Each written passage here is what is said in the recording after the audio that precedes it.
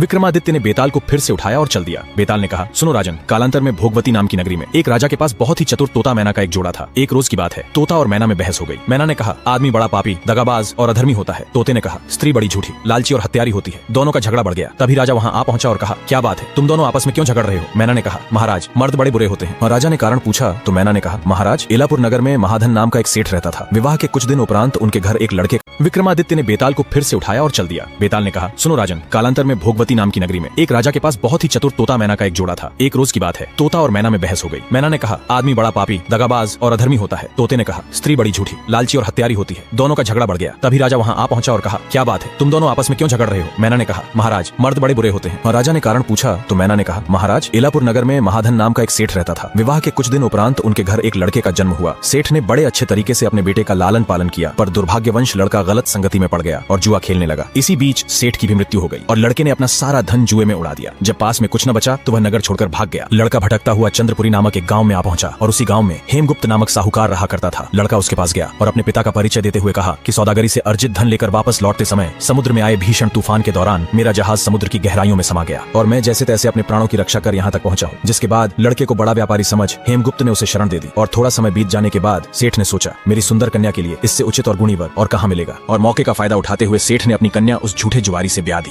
और दहेज में अपार धन दौलत देते हुए उसको अपनी कन्या के साथ विदा कर दिया। और कन्या की देखभाल करने हेतु उसकी प्रिय दासी भी उनके साथ चल पड़ी। सफर के दौरान वे एक डरावने जंगल से गुजर रहे थे। तभी कपटी लड़के ने अपनी पत्नी से कहा कि यहाँ बहुत खतरा है, तुम अपने गहने उतारकर मुझे दे दो। उस बेचारी ने अपना सारा आभूषण उस लड़के को सौंप दिया। काफी रात होने के कारण वे सभी जंगल में एक सुरक्षित स्थान देखकर रुक गए। उस कपटी लड़के ने एक चाल चली और सेठ द्वारा साथ भेजे गए पहरेदारों को धन देकर उन्हें अपने साथ कर लिया और दासी को मौत के घाट उतार दिया और बेचारी स्त्री को कुएं में फेंककर आगे बढ़ गया। स्त्री जोर जोर से रोने लगी। तभी वहाँ से एक मुसाफिर गुजर रहा था। कुएं में से रोने की आवाज सुनकर वह दौड़कर वहाँ जा पहुंचा और कुएं में देखा तो एक स्त्री कुएं के अंदर बेबस होकर रो रही है। मुसाफिर ने उस स्त्री को कुएं से बाहर निकाला और उसे घर पहुंचा दिया। अपनी बेटी की ऐसी दुर्दशा देख सेठ के क्रोध की सीमा न रही। लड़की ने झूठी कहानी बताते हुए कहा कि रास्ते में डाकुओं ने हमला किया और दासी को मारकर सारा गहना लेकर ले भागे। पिता ने कहा, चिंता मत कर बेटी, तेरा पति जीवित होगा और वो तुम्हें लेने वापस जरूर आएगा। लड़का लूटे हुए गहने लेकर अपने गांव आ पहुंचा और फिर से जुए में सारा धन हार बैठा। जब उसके पास देने को कुछ न रहा तो वो अपने गांव से भाग निकला और वो नीच बिना किसी लोक लज्जा के अपने ससुराल जा पहुंचा। उसकी पत्नी ने कहा, आप चिंता मत कीजिए, मैंने यहाँ झूठी कहानी बताई है। उसकी पत्नी और सेठ अपने जमाई को देखकर काफी खुश हुए और वह कई दिनों तक अपने ससुराल में ही रहा। कुछ दिन बीत जाने के बाद एक रोज जब लड़की गहने पहने सो रही थी तो उसने चुपचाप छुरी से उसे मार डाला और उसके गहने लेकर चंपत हो गया। मैना बोली, महाराज, ये सब मैंने अपनी आंखों से देखा है, इतना पापी होता है आदमी। राजा ने तोते से कहा, अब तुम बताओ कि स्त्री क्यों बुरी होती है? तोते ने कहा, महाराज, कंचनपुर नगर में एक पिशाच ने ऐसा कांड कर दिया जिससे स्त्री के सारे राज खुल गए। कैसे एक पिशाच ने पूरे षड्यंत्र का भांडा फोड़ कर दिया? तोते ने कहा, सुनो राजन, कंचनपुर नगर में एक लड़की की शादी श्रीदत्त नाम के लड़के से हुई। शादी के कुछ दिन उपरांत श्रीदत्त व्यापार करने परदेश चला गया। 12 बरस हो गए, श्रीदत्त वापस नहीं लौटा। एक दिन श्रीदत्त की पत्नी अपनी अटारी पर खड़ी थी कि उसे एक आदमी दिखाई दिया। उसे देखते ही वह उस पर मोहित हो गई। उसने उस आदमी को अपनी सखी के घर बुलवा लिया। रात होते ही वह उस सखी के घर चली जाती और रात भर वहाँ रहकर दिन निकलने से पहले ही लौट आती। इस तरह बहुत दिन बीत गए। इसी बीच एक दिन श्रीदत्त प्रदेश से लौट आया। श्रीदत्त काफी थका हुआ था और उसकी जल्दी ही आंख लग गई। श्रीदत्त की पत्नी उठकर अपने दोस्त के घर के लिए निकल पड़ी। रास्ते में एक चोर खड़ा था। वह सोचने लगा कि इतनी रात गए यह औरत कहाँ जा रही है। चोर भी उसके पीछे पीछे निकल पड़ा। संयोग से उस औरत के प्रेमी को सांप ने काट लिया था और वह मरा पड़ा था। श्रीदत्त की पत्नी ने सोचा कि यह सो रहा है। पीपल के पेड़ पर बैठा पिशाच यह लीला देख रहा था। पिशाच मरे हुए व्यक्ति के शरीर में जा घुसा और उस औरत की नाक काट खाई और उस व्यक्ति की देह से निकलकर वापस पेड़ पर जा बैठा। घर के बाहर खड़ा चोर यह संपूर्ण घटनाक्रम देख रहा था। वह रोती हुई अपनी सहेली के पास गई। उसकी सहेली ने एक नीच चाल चली और कहा कि तुम अपने पति श्रीदत्त के पास जाओ और वहाँ बैठकर रोने लगो। कोई पूछे तो कह देना कि पति ने नाक काट ली। वो वहाँ से भागी और घर पहुंचकर बेचारे सो रहे पति के पास जा बैठी और जोर जोर से रोने लगी। उसका रोना सुनकर लोग इकट्ठे हो गए। श्रीदत्त जाग उठा। श्रीदत्त को जब सारा खेल समझ आया तो वह बड़ा दुखी हुआ कि उसकी पत्नी इतनी झूठी और कपटी है। वहाँ खड़े लोगों ने कोतवाल को खबर दे दी और कोतवाल उन सबको राजा के पास ले गया। लड़की की हालत देखकर राजा के क्रोध की सीमा न रही और उसने कहा, सैनिकों, इस नीच आदमी को सूली पर लटका दो। एक निर्दोष व्यक्ति को सूली पर लटकाते देख चोर की आत्मा झकझोर उठी और वो बोला, महाराज, आप ये गलत कर रहे हैं। चोर ने सारा वृतांत राजा को कह सुनाया। चोर ने कहा, हे राजन, यदि आपको मेरी बात पर थोड़ा भी संदेह है तो जाकर देख लीजिए। उस आदमी के मुंह में इस निर्लज स्त्री का नाक अभी भी मौजूद है। राजा ने उसकी बात सुनकर उसके पक्ष पर भी विचार किया और संपूर्ण घटनाक्रम के निरीक्षण का आदेश दे दिया। निरीक्षण के उपरांत चोर की बात सच निकली और स्त्री का कपट राजा के सामने आ गया। राजा ने उस निर्लज स्त्री को गधे पर बैठाकर पूरे नगर में घुमाया और उसे देश निकाला दे दिया। इतना कहकर बेताल बोला, हे राजन, बताओ दोनों में से ज्यादा पापी कौन है? विक्रमादित्य ने कहा, स्त्री ज्यादा पापी है। बेताल ने पूछा, वो कैसे? विक्रमादित्य ने कहा, वो व्यक्ति चाहे कितना भी बुरा था पर उसे अपने धर्म का थोड़ा बहुत ज्ञान था, लेकिन इस औरत ने अपने पति के रहते किसी अन्य पुरुष के साथ संबंध स्थापित किया जो किसी भी मूल्य में उचित नहीं है, इसलिए औरत ज्यादा पाप की भागी है। इतना सुनते ही बेताल क्रम के निरीक्षण का आदेश दे दिया। निरीक्षण के उपरांत चोर की बात सच निकली और स्त्री का कपट राजा के सामने आ गया। राजा ने उस निर्लज स्त्री को गधे पर बैठाकर पूरे नगर में घुमाया और उसे देश निकाला दे दिया। इतना कहकर बेताल बोला, हे राजन, बताओ दोनों में से ज्यादा पापी कौन है? विक्रमादित्य ने कहा, स्त्री ज्यादा पापी है। बेताल ने पूछा, वो कैसे? विक्रमादित्य ने कहा, वो व्यक्ति चाहे कितना भी बुरा था, पर उसे अपने धर्म का थोड़ा बहुत ज्ञान था। लेकिन इस औरत ने अपने पति के रहते किसी अन्य पुरुष के साथ संबंध स्थापित किया जो किसी भी मूल्य में उचित नहीं है, इसलिए औरत ज्यादा पाप की भागी है। इतना